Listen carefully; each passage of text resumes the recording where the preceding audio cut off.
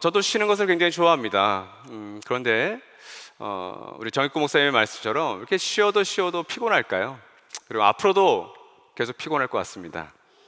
그런데 여러분, 낮이든 밤이든 문제는 다 쉰다는 건데, 그 쉼이 나에게 피곤함과 지침을 주고 더 힘들다고 한다면 결국 그 문제는 제대로 쉬지 않는다라는 거겠죠. 어떻게 해야 제대로 쉬는 걸까? 어떻게 그 쉼이 나에게 정말 평안함과 행복과 기쁨을 줄까? 그것이 우리의 늘 고민입니다. 무엇이 참된 쉼일까를 이 말씀으로 주제로 나눌 것을 생각하다가 요한복음 4장에 있는 말씀이 전체를 보면 좋겠지만 오늘 본문 말씀들이 우리에게 좀 도움을 주겠다라는 생각이 좀 들었어요. 우리 요한복음 4장 5절에서 15절까지의 말씀을 같이 한번 읽도록 하겠습니다. 시작. 예수께서 사마리아에 있는 수가라는 마을에 이르셨다. 이 마을은 야곱이 아들 요셉에게 준 땅에서 가까운 곳이며 야곱의 우물이 거기에 있었다. 예수께서 길을 가시다가 피로하셔서 우물가에 앉으셨다. 때는 오정쯤이었다. 한 사마리아 여자가 물을 기르러 나왔다. 예수께서 그 여자에게 마실 물을 좀 달라고 말씀하셨다. 제자들은 먹을 것을 사러 동네에 들어가서 그 자리에 없었다. 사마리아 여자가 예수께 말하였다. 선생님은 유대 사람인데 어떻게 사마리아 여자인 나에게 물을 달라고 하십니까? 유대 사람은 사마리아 사람과 상종하지 않기 때문이다. 예수께서 그 여자에게 대답하셨다. 내가 하나님의 선물을 알고 또 너에게 물을 달라는 사람이 누구인지를 알았더라면 도리어 내가 그에게 청하였을 것이고 그는 너에게 생수를 주었을 것이다. 여자가 말하였다. 선생님에게는 두레박도 없고 이 우물은 깊은데 선생님은 어디에서 생수를 구하신다는 말입니까? 선생님이 우리 조상 야곱보다 더 위대하신 분이라는 말입니까? 그는 우리에게 이 우물을 주었고 그와 그 자녀들과 그 가축까지 다 이 우물의 물을 마셨습니다. 예수께서 말씀하셨다. 이 물을 마시는 사람은 다시 목마를 것이다. 그러나 내가 주는 물을 마시는 사람은 영원히 목마르지 아니할 것이다. 내가 주는 물은 그 사람 속에서 영생에 이르게 하는 샘물이 될 것이다. 그 여자가 말하였다. 선생님, 그 물을 나에게 주셔서 내가 목마르지도 않고 또 물을 기르러 여기까지 나오지도 않게 해 주십시오. 오늘 이 짧은 본문에는 쉼이 필요한 시대를 살아가는 사람들을 우리가 만나게 됩니다. 먼저는 사마리아 여인입니다. 오늘 말씀의 배경은 사마리아의 수가입니다. 이 수가 성에 살았던 한 여인과 여러 동네 사람들이 오늘 말씀의 주인공입니다. 이 수가라고 하는 도시에는 기본적인 의식주에 있어서 굉장히 중요한 배경 하나를 소개하고 있습니다. 그것은 바로 야곱의 우물입니다. 야곱이 아들 요셉에게 준 우물이라고 5절과 6절에서 소개하고 있고 12절 말씀이 이 우물에 대해서 자세히 소개합니다. 야곱은 우리에게 이 우물을 주었고 그와 그 자녀들과 그 가축까지 다 이 우물의 물을 마셨습니다.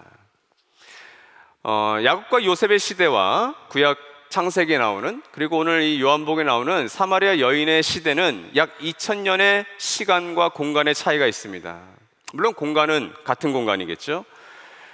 이 긴 세월 동안 우물은 사람들의 목이 마를 때, 밥을 해 먹을 때 여러 가지의 어떤 활용에 있어서 기본적인 제공을 했겠죠. 그러나 이 우물은 단지 물을 제공하는 것이 아니라 이 수가라고 하는 곳에서 가족들과 가축까지, 그러니까 모든 개인과 공동체에 있어서, 그리고 경제 생활까지 그 모든 생활의 중심지가 바로 이 우물이라고 할 수 있습니다. 단순한 우물이 아니었던 거죠. 이 우물에 나왔던 한 여인을 오늘 요한복음 4장이 소개하면서 우리는 말씀을 통해 이 여인이 굉장히 피곤했겠다. 이 여인의 어떤 면들이 피곤했을까요? 먼저 이 여인이 살았던 시대는 가부장 사회였습니다. 가부장 체제였습니다. 우리 한국 사회에서도 이 가부장 사회가 지금도 여전히 영향을 미치고 있지만 뿌리 깊게 이 체제 속에, 사회 속에 내려가 있습니다. 피곤하죠. 여성으로 태어난 것 자체가 피곤합니다. 이것이 정상이 아닌데 이것을 정상으로 노력하는 것 자체가 사실 피곤한 거예요. 남성들도 그것에 맞추고 더 예민하고자 역시 또 피곤한 겁니다. 여인은 그냥 피곤했어요.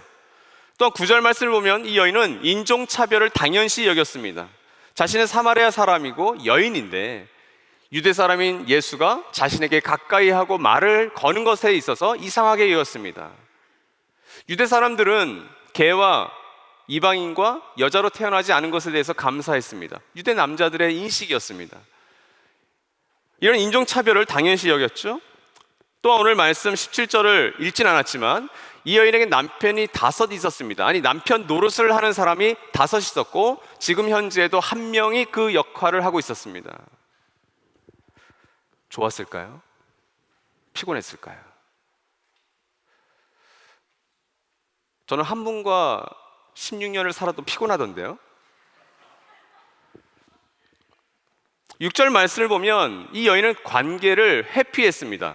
사실 이 여인만이 아니라 우리 모두가 어떤 관계는 회피합니다. 특별히 불편한 관계.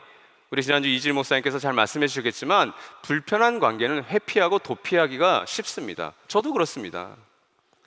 이 여인이 나왔던 시간은 정오쯤이었습니다. 한 12시쯤이었어요. 고대 근동사회에서는 그 당시에는 오침, 뜨거운 떼약볕에서는 사람들이 나오지 않습니다. 왜 혼자 이 우물가에 나와 있었을까요? 사람들의 눈을 낯을 피했기 때문입니다. 그러니까 여러분, 이 여인은 목마름이라고 하는 물로도, 그리고 남편 노릇을 하는 남자들과의 관계로도, 그리고 동네 사람들의 낯을 피하는 관계 회피로도 뭔가 피곤했습니다. 이 여인에게 정말 필요했던 것은 야곱의 물이 아니라 다른 무엇인가. 그것을 우리는 뭐라고 부르죠? 영적 갈증, 영적 목마름, 이렇게 부를 수 있을 것 같아요. 그래서 이 여인이 4장 15절에서 이렇게 얘기합니다. 선생님, 그 물을 나에게 주셔서, 이 우물은 야곱의 우물의 물은 아니겠죠. 내가 목마르지도 않고 또 물을 기르러 여기까지 나오지도 않게 해주십시오. 목마르지도 않고 이 야곱의 우물의 물을 마시러 길러 나오지도 않게 해달라. 이것은 눈에 보이는 물을 얘기하는 게 아니겠죠. 영적인 갈급함, 영적인 목마름, 그것을 이야기하고 있습니다. 이 여인의 피곤함이 좀 느껴지십니까? 우리가 이렇게 띄엄띄엄 앉아 있어서 그렇지 여러분에게 한 30분, 1시간 좀 커피 타임을 주면서 오늘 처음 본 더불어 함께 교인이지만 가정교회 밖을 나가서 전혀 알 수 없는 내 앞에, 내 옆에 있는 그 형제와 자매와 1시간만 이야기를 좀 나누십시오 하면 여러분은 고개를 끄덕이실 겁니다. 아, 이분이 정말 피곤한 삶을 지금 살고 계시는구나. 여러분이면 충분히 공감하실 거예요. 사마리아 여인은 이런 피곤함을 갖고 살고 있었습니다. 오늘 말씀에 등장하는 또 다른 주인공 예수님은 어떠셨을까요? 물론 예수님의 사역이 굉장히 많으셨을 것이다. 때로는 좀 일 중독처럼 보인다. 그런 모습들은 복음서를 통해서 보시면 좀 알 수 있어요. 그죠? 굉장히 피곤한 사역을 계속해서 강행군을 이어가셨던 분입니다. 그분이 걸어갔던 거리만도 꽤 깁니다. 그런데 그분은 균형을 잡을 수 있는 분이셨어요. 그래서 말씀 가운데 이분이 균형을 잡는, 좀 쉼을 갖는 모습들이 많이 등장합니다. 그 하나의 예가 누가복음 5장 15절과 16절 말씀인데 같이 한번 읽겠습니다. 시작. 그러나 예수의 소문이 더욱더 퍼지니 큰 무리가 그의 말씀도 듣고 또 자기들의 병도 고치고자 하여 모여들었다. 그러나 예수께서는 외딴 데로 물러가서 기도하셨다. 지난주 제가 동행교회를 방문했을 때 우리 동행교회 박홍지 목사님께서 나주목 동행교회가 유튜브 채널이 드디어 400명을 돌파했다고 광고 시간에 자랑을 하시더라고요. 제가 이렇게 반문했습니다. 박 목사님, 유튜브 채널이 400명이 넘고 또 1000명이 넘어서 나주목 동행교회 성도들이 많아지면 당신의 일이 줄어들까요? 깜짝 놀란 거죠. 일 많아질 거거든요. 그게 좋은 일이에요? 대답을 못 하시더라고요. 비슷합니다. 저 예수님의 소문이 더욱더 퍼지고 있습니다. 그리고 사람들이 모여듭니다. 그러면 저도 그게 좋습니다. 교회가 성장하네? 우리 더불어함께 교회 우리 분교하기 전에 꽉 찼었잖아요. 앞으로 3년 후, 5년 후 꽉 찰 수 있을 겁니다. 그럼 여러분 좋겠죠? 근데 사역자들은, 목자님들은 가정교회는 더 많아져야 돼요. 피곤해지는 겁니다. 그런데 16절 말씀에서 예수님은 그러나 예수께서는 외딴 데로 물러가서 기도하셨다. 예수님은 외딴 데로 물러가실 줄 알았어요. 그냥 사역이 계속해서 커지는 것, 뭐 유명해지는 건 더 원하지 않으셨고, 이것이 예수님의 모습이었습니다. 사람들이 모여들면서 사역이 과중할수록 어떤 시간?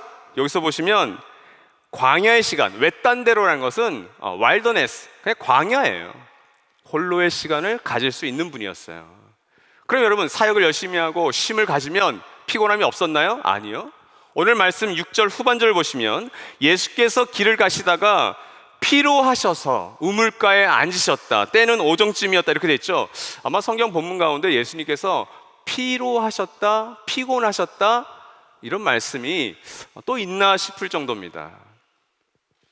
공동 번역에서는 이것을 먼 길에 지치신, 그리고 현대인의 성경에서는 그냥 피곤하셔서 이렇게 되어 있어요. 이 여정은 남쪽 유다에서 북쪽 갈릴리까지 가는 여정에 있습니다. 원래 유대에서 이 예루살렘에서 갈릴리까지 갈 때는 사마리아가 있기 때문에 삥 둘러서 갑니다. 그런데 예수님은 어떤 이유에서건 이 사마리아를 직통, 관통하셔서 가고 있는 중이었어요. 근데 그 여정에 피곤하셨던 겁니다. 어떻게 피곤하셨나요? 육체적으로는 떼약볕이라고 되어 있죠. 태양이 가장 높은 지점에 있을 때 굉장히 육체적으로 피곤하셨을 겁니다. 7절 말씀을 보면 분명히 갈증을 느끼셨어요. 물을 달라고 하셨죠. 목마르셨습니다. 8절에서는 배고파하셨어요. 왜? 먹을 것을 구하러 제자들이 들어갔거든요. 괜히 제자들이 들어간 거 아니겠죠? 그러니까 예수님은 갈증과 허기짐으로 피곤하신 상태였어요.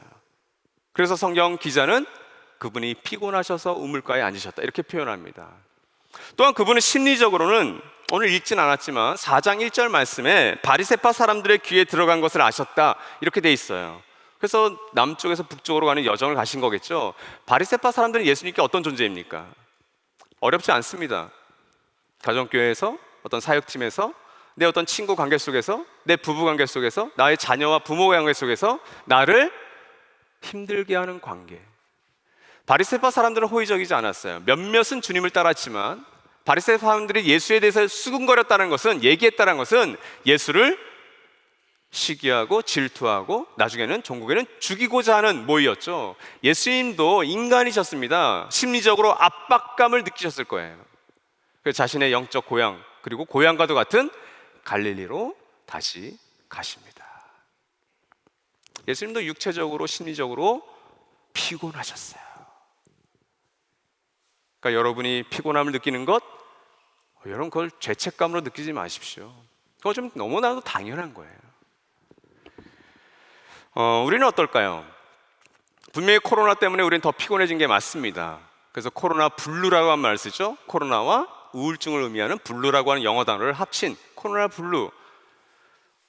그냥 가만히 있어도 무기력증에 빠집니다. 인간은 가까이 해야 돼요, 누군가를. 근데 거리두기로, 그리고 마스크로. 그것이 코로나 시대입니다. 근데 오히려 여러분, 코로나 시대에 우리는 비대면 활동이 많아지면서 집에 있는 집콕 시간이 늘어났습니다. 그래서 오늘도 더불어함교회 대부분의 성도들은 온라인으로 예배를 드리고 계시잖아요. 그러니까 어떻게 좀 편하시던가요? 예전에 한 10분에서 한 1시간, 1시간 반, 때로는 어떤 2시간 걸려서 예배를 드리러 나오셨어요. 근데 집에서 이 2시간 앞뒤로 한 3시간, 4시간이 사라지잖아요. 그럼 여러분의 오롯이 시간이에요. 어때, 그 시간이 좀 편해지셨던가요?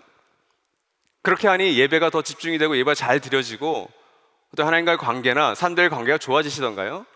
그런 분도 있겠죠. 그럼 왜 나의 시간은 더 많아졌는데 더 피곤하게 느낄까요? 그렇죠? 나만의 시간은 훨씬 더 많아졌습니다.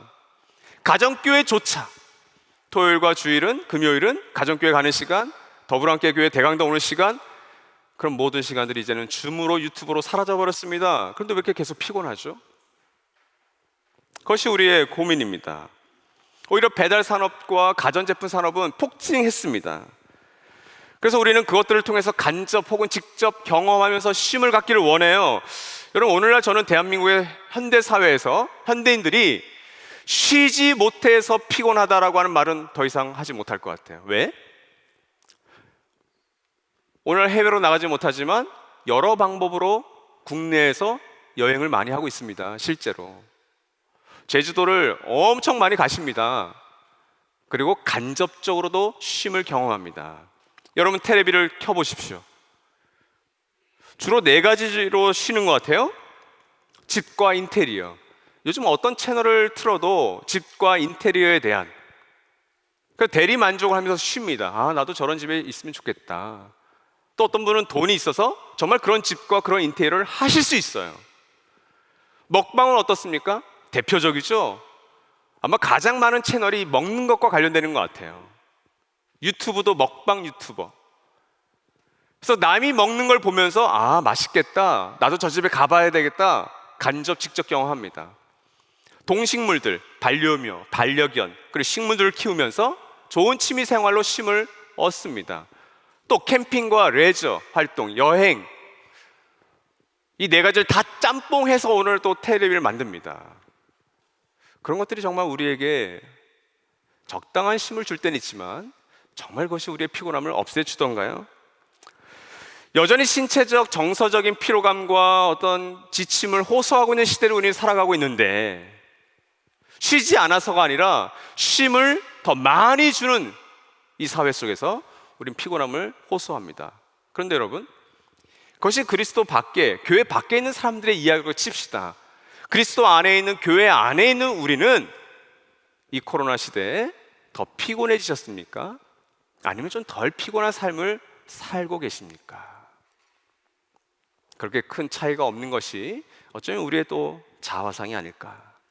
근데 여러분, 오늘 본문에는 이렇게 피곤하고 지친 쉼이 없는 삶을 살아갔던 사람들이 정말 쉼을 얻었던 모습들이 소개됩니다. 먼저 사마리아 여인은 4장 28절에서 3절에 이상한 말씀을 하고 있습니다. 같이 한번 읽죠. 그 여자는, 시작. 그 여자는 물동이를 버려두고 동네로 들어가서 사람들에게 말하였다. 와서 보십시오. 그분이 그리스도가 아닐까요? 사람들이 동네에서 나와서 예수께로 갔다. 이상하지 않아요? 육신의 갈증을 위해 우물로 왔던 여인이 물동이를 버렸습니다. 말이 되지 않아요. 남편이 6이나 있었지만 육적으로 심적으로 그 관계로 말미암아 쉼이 되지 않았던 이 여인, 그래서 지금껏 피해 다녔던 동네 사람들을 오히려 이 여인이 찾아갔다고 되어 있습니다. 여러분, 이 28절, 29절, 30절의 말씀에서 뭐가 느껴지세요? 저는 일종의 영적인 생기, 영적인 생동감? 이 여인 분명히 피곤했었는데 다시 살아났네? 이런 것들이 좀 느껴집니다. 어떤 쉼을 통해서도 얻지 못했던 그녀가 영적인 생기를 얻게 된 이유가 뭘까요? 그것은 분명히 예수님과의 대화, 예수님과의 만남 때문이었어요. 나중에 찬찬히 요한복음 4장을 한번 잘 읽어보십시오. 근데 이 9절에서 이 여인은 예수님으로 말미암은 그 무엇인가를 얻었습니다. 그것은 이 여인의 말 속에 나와요. 유대 사람은 사마리아 사람과 상종하지 않습니다라고 했어요. 그렇죠? 이 상종하지 않다라는 것은 원어의 뜻은 함께 물건을 사용하지 않다. 그러니까 물건을 함께 사용하지 않을 만큼 이 사람과 나는 거리를 둔다. 왜냐하면 여러분, 유대인들은 정결법이 있었잖아요. 시체를 만지거나 더러운 것들을 만지면, 불결한 것을 만지면 내가 전염된다고 생각했어요. 그러니까 이 코로나 시대랑 비슷하죠. 그러니까 그만큼 거리두기를 했던 거죠. 사마리아 사람들과는. 여인이 사용했던 두레박을 유대인 남자가 쓸 수 없었습니다. 마치 코로나에 의심이 되는 낯선 사람이 먹고 있는 그 물통을 내가 너무 갈증이 생긴다고 그거 좀 저 주세요, 제가 마실게요. 오늘날 시대 큰일 납니다.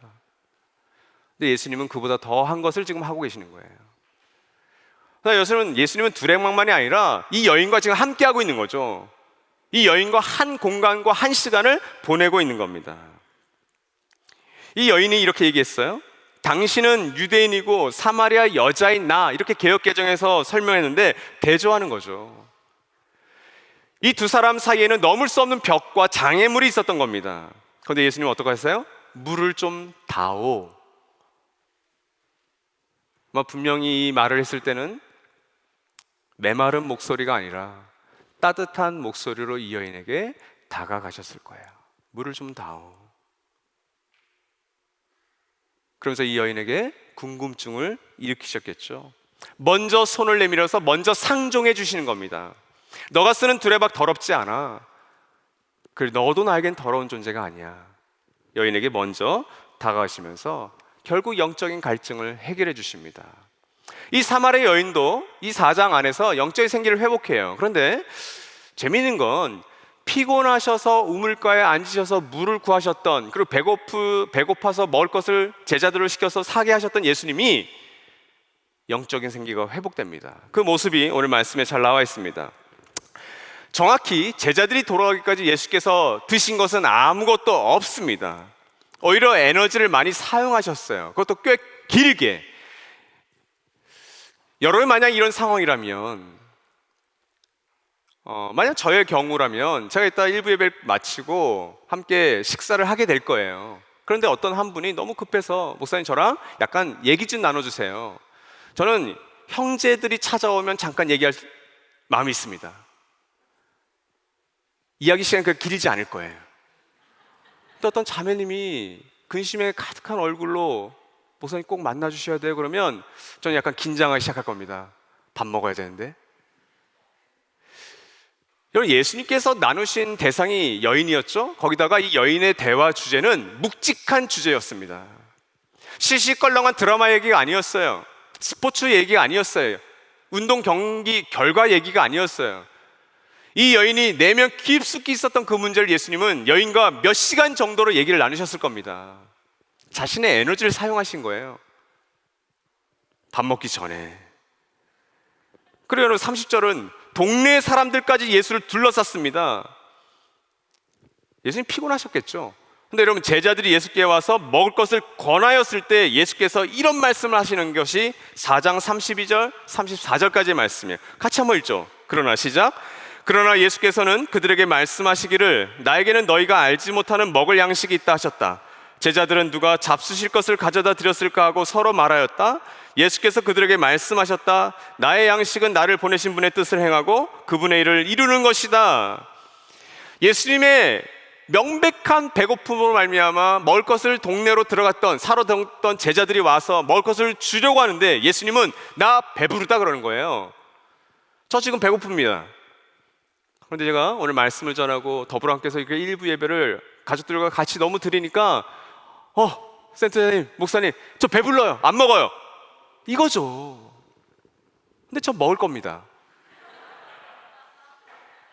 그리고 여러분 주님도 드셨을 거예요 나중에. 왜? 인간이시니까. 근데 이것은 가르침이죠. 근데 분명히 예수님은 배불러 하셨어요. 예수는 나의 양식이 있었고 나는 그 양식을 먹음으로 나는 영적으로 배불러. 난 분명히 우물가에 앉을 때는 목마름과 배고픔으로 허기졌는데 그 육적인 허기짐은 나에게 남아있지만 그러나 너희들이 가지고 온 이 음식을 지금 내가 취하지 않아도 일할 수 있고 이 동네 사람과 얘기할 수 있는 힘이 나에게 있어라고 얘기하고 계시는 거죠. 여러분 코로나 상황에도 우리는 늘 피곤할 수 있고 지칠 수 있어요. 그런데 덜 피곤해하고 오히려 더 생기 있는 분들도 계시더라고요. 아마 여러분도 그러지 않을까요? 예배 나올 때는 좀 힘들지만 예배를 드리고 가니 오늘 대강당에서 예배 함께 드리는 게 좋았다.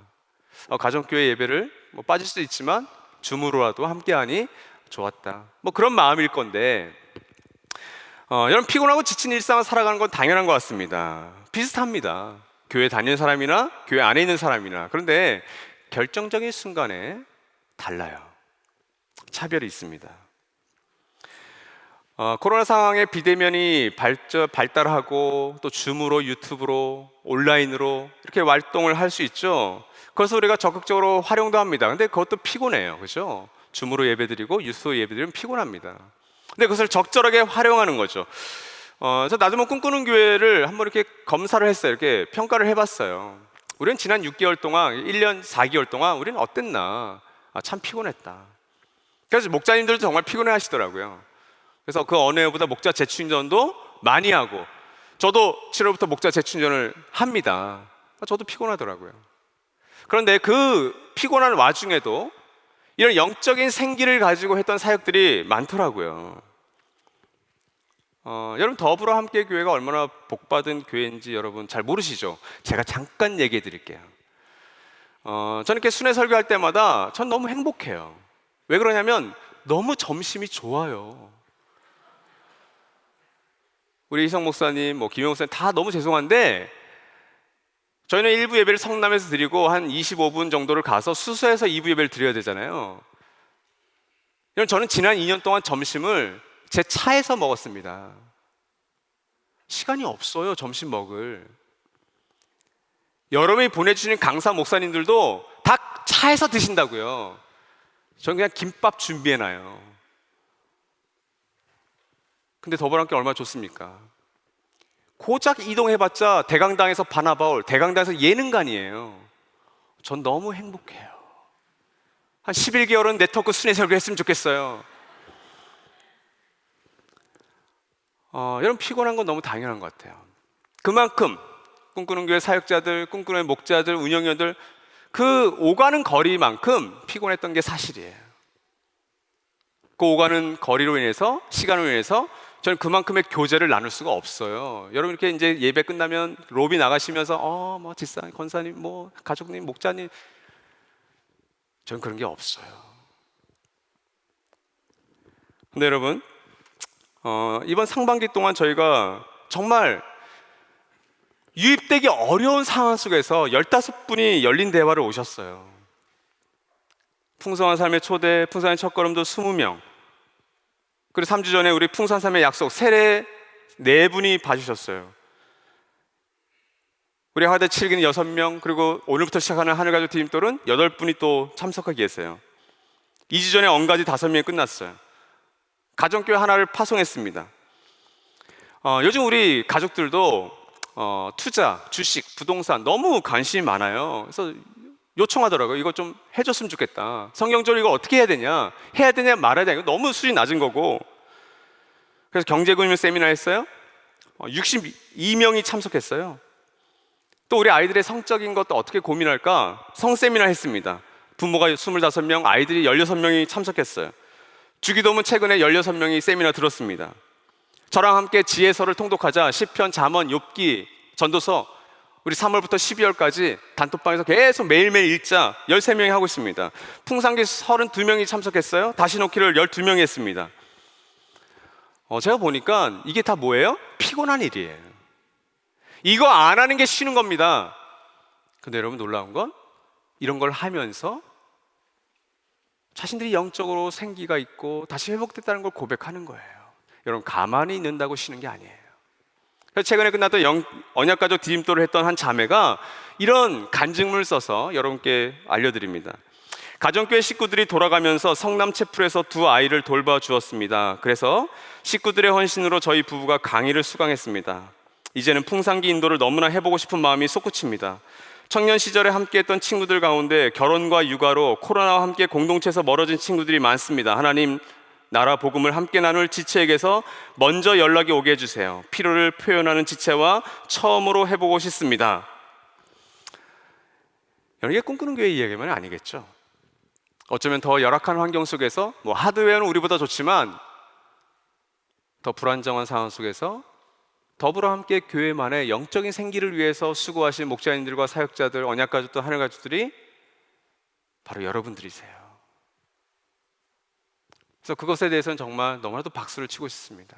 그러니까 여러분, 코로나 시대에 우리 모두가 코로나 블루를 얼마든지 겪을 수 있지만 그럼에도 불구하고 더 생기 있게 살아가는 사람들이 있다는 겁니다. 요한복음 4장에 나온 사마리아 여인과 예수님처럼. 그렇다면 여러분, 이런 참된 쉼을 살아가는 사람들의 3가지 특징을 좀 살펴보고 오늘 말씀을 마무리하려고 합니다. 먼저는 쉼 없는 인생을 절감하는 것에부터 시작한다는 거예요. 오랜 세월 이 야곱의 우물을 중심하여 산 사마리아 여인과 이 사람들은 배고픈 것을, 마실 것을, 이 물로 먹을 것을 채울 수 있다고 생각했어요. 예수님의 제자들은 예수님의 그 배고픔은 우리가 돈을 주고 산 음식으로 해결할 수 있다라고 생각했습니다. 맞습니다. 우린 마셔야 되고 우린 먹어야 돼요. 근데 이게 우리의 자화상이죠. 요한복음 4장에서 말하고 있는 이 물과 음식은 현대 사회에서 우리에게 행복과 기쁨을 줄 수 있다라고 하는 거예요. 너가 지금 고민하는 것, 너가 피곤해하는 것을 얼마든지 씻겨줄 수 있다라고 생각하는 겁니다. 그런데 대부분 그걸 뭘로 얻을 수 있죠? 돈으로. 오늘날 이 자본주의 사회에서는 우리가 쉴 수 있는 모든 것들이 다 돈으로 해결할 수 있다고 생각합니다. 제가 앞서 얘기했던 레저, 캠핑, 여행, 집과 인테리어, 그리고 먹는 거, 그리고 반려견과 반려묘, 이런 고양이와 개를 제대로 키우려면 아이들 예방접종하는 것 이상으로 신경을 많이 쓰셔야 됩니다. 식물도 마찬가지예요. 내 시간, 에너지가 많이 들어갑니다. 근데 여러분, 돈이 좀 있으면 산 하나를 사서 하는 거고, 돈이 조금 없으면 화분 하나 키우는 거고. 자본주의 사회는 돈이 있으면 너는 더 크게, 더 높게, 더 넓게 쉴 수 있다라고 얘기합니다. 유혹합니다. 근데 여러분, 이 야고보의 우물이 주는 물과 제자들이 가졌던 그 음식으로 목마름과 배고픔을, 영적인 갈증과 영적인 배고픔을 해결할 수 없다라는 것을 사마리아 여인과 사람들, 제자들은 절감했습니다. 아, 그게 참된 쉼이 아닐 수도 있구나. 요한계시록 3장에는 소아시아의 7교회 가운데 가장 부유했던 라오디게아 교회에 대한 예수님의 평가가 등장합니다. 이번 소아시아 7교회에 대한 설교 시리즈를 하면서 살펴봤던 말씀인데요, 우리 3장 17절 말씀 같이 한번 읽죠. 시작. 너는 풍족하여 부족한 것이 조금도 없다고 하지만 실상 너는 내가 비참하고 불쌍하고 가난하고 눈이 멀고 벌거벗은 것을 알지 못한다. 라오디게아 교회는 책망만 들었던 교회였습니다. 근데 이 도시에도 그 당시 소아시아 지진이 많이 일어났어요. 근데 다른 도시는 지진이 일어나면 황제가 세금을 면제해 줍니다. 5년간 면제해 줄게, 갖다 써. 근데 라오디게아 교회는, 라오디게아 지역은 너무 돈이 많아서 황제의 그 제안을 거절했던 도시였어요. 우리 돈이 많아요. 적립금 많으니까 신경 쓰지 마세요. 우리가 그냥 재건할게요. 그런 도시였고 그런 곳에 세워진 교회였습니다. 부유한 교회였습니다. 근데 예수님 뭐라 그러시죠? 비참하고 불쌍하고 가난하고 벌거벗고 눈이 먼 것을 너가 전짜 모르는구나. 여러분, 이것이 사실 우리의 모습 아닐까요?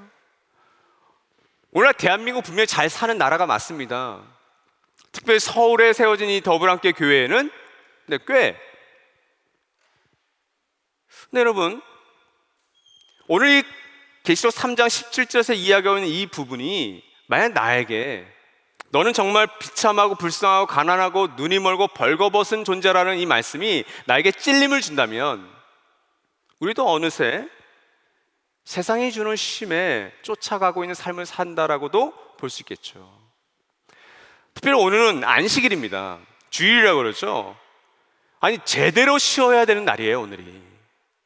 그렇다면 오늘 우리는 이 주일을 어떻게 쉴 것인가에 대한, 그리고 나는 이 쉼을 정말 누리고 있는가에 대한 고민을 하셔야 됩니다.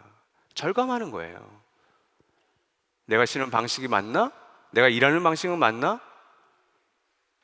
우리 가정교회는, 우리 교회는 정말 그 쉼을 주는 공동체인가? 아니면 긴장을 주고 우리를 더 피곤하게 하는가? 그것을 절감했다면 두 번째는 쉼 있는 인생으로 한 발짝 나아가는 겁니다. 여러분, 내가 쉼이 없다는 걸 알아요. 사람들은 다 피곤하다고 합니다. 그렇죠? 이런 가정교회 모임을 해도 가족들 대부분이 회사 생활 너무 기뻐요, 즐거워요 있지만 그럼 너무 회사 생활 힘들어요. 관계 너무 피곤해요. 그렇죠?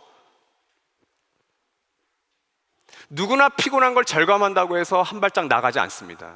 그냥 그 피곤한 상태로 머무르기가 훨씬 쉬워요. 근데 오늘 본문 말씀에 등장했던 사람들은 나아갔습니다. 여러분, 쉼 있는 인생이라는 건 결국 행복과 관련되어 있죠. 이 행복의 두 가지 조건을 여러분 다 아실 겁니다. 조건 없는 사랑을 경험하고 삶의 어떤 궁극적인 목적, 사명, 소명을 발견하는 것, 그래서 그 일을 내가 하는 것. 어떻게 경험을 했을까요? 이 여인은 무조건적인 사랑을 경험합니다. 누구로부터? 유대 남성으로부터. 자신과는 상종하지 않은 그 유대 사람이 따뜻한 말과 함께 건네고 그리고 대화와 만남의 시간을 가졌습니다.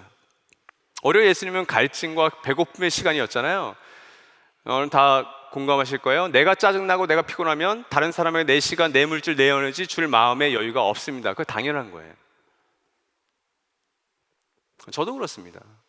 제가 아픈데 몸이 힘든데 내 시간 에너지 써? 아니요, 여러분 기도도 잘 안 나와요. 그럴 땐 기도 안 하셔도 돼요. 하나님, 제가 지금 진짜 짜증이 나 있습니다. 오늘 하루만 좀 참아주세요. 그게 더 솔직한 기도가 되지 않을까요? 그만큼 우리는 연약해요. 근데 예수님은 그럼에도 불구하고 자신의 시간과 에너지를 사용했습니다. 묵직한 주제를 가지고.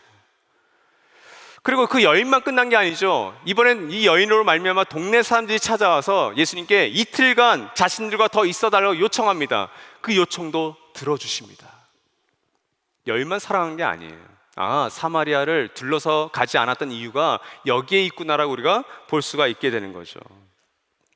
또한 동시에 여인과 사람들은 예수께서 제자들의 음식을 거절하면서 나는 배불러, 나의 양식은 하나님의 뜻을 이루고 행하는 것이야 라고 하는 것을 통해서 사람이 떡으로만 사는 게 아니구나, 하나님의 말씀으로 사는 것이구나, 이런 말씀도 깨달았겠죠.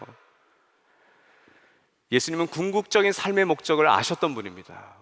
비록 내가 배고프지만 하나님의 뜻, 나의 삶의 목적, 삶의 의미를 이루는 이 일을 함으로 인해서 나는 쉼을 경험했어, 나는 배불러다라고 제자들과 사람들에게 얘기하고 있는 거죠.